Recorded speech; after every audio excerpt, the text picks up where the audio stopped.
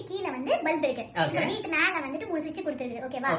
மொட்டை மாடியில. ஓகேவா? உனக்கு வந்து ஒரே சான்ஸ் தான். மேல போய் ஒரு சுவிட்ச் ஆன் பண்ணி கீழ வந்து பார்க்கிறதுக்கு ஒரே ஒரு சான்ஸ் தான். ஓகே. ஆனா நான் எத்தனை சுவிட்ச் ஆன் பண்ணிக்கலாம். ஆன் பண்ணி ஆஃப் பண்ணி பார்க்கலாம். ஆன் பண்ணி ஆஃப் பண்ணி பார்த்துக்கலாம். உங்களுக்கு ஒரு சான்ஸ் தான் இருக்குது. சோ நீ எந்த சுவிட்ச் வந்து கரெக்ட்டான பல்ப் சுவிட்ச்ன்றது எப்படி கண்டுபிடிப்ப? ஒரே சான்ஸ் தான் உங்களுக்கு. நானா மேல இருந்து கீழ வந்து நானா சும்மா பண்ணேன். நீ மூணு சுவிட்ச் ஒரு சுவிட்ச் போட்டு நான் வந்து எட்டி பாப்பேன். கீழ லைட் எரியுது. அந்த பக்கம் இல்ல கிடையாது. கீழ தான் பண்ண மாட்டேன். நான் வந்து எட்டி பாப்பேன். அதெல்லாம் கிடையாது. ஒரு தடவை தான் நீ வந்து பார்க்க முடியும். ஆனா நீ கரெக்ட்டான சுவிட்ச் எப்படி கண்டுபிடிப்ப? கீழ ஒண்ணு நிக்க வச்சிருவேன். நான் அங்க வந்து தெரியாமா அப்படின்னு நான் போய் சொல்றேன். நீ அங்க வந்து தெரியுதுங்க அப்படின்னு நான் போய் சொல்லுவேன். நீ கரெக்ட்டா சொல்லு. லாஜிக்கா சொல்லு. தெரியலையே.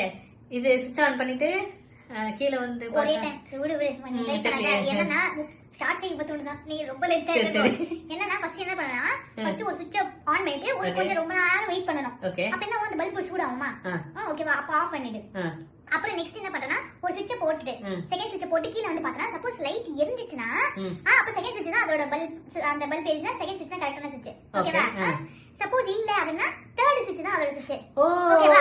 இல்ல அந்த பல்ப் ரொம்ப சூடா இருக்குனா அப்ப ஃபர்ஸ்ட் சுவிட்ச். ஐயோ எவ்வளவு மூளையா வைஃப் இல்ல எல்லாமே நான் வெச்சிருந்தேன்.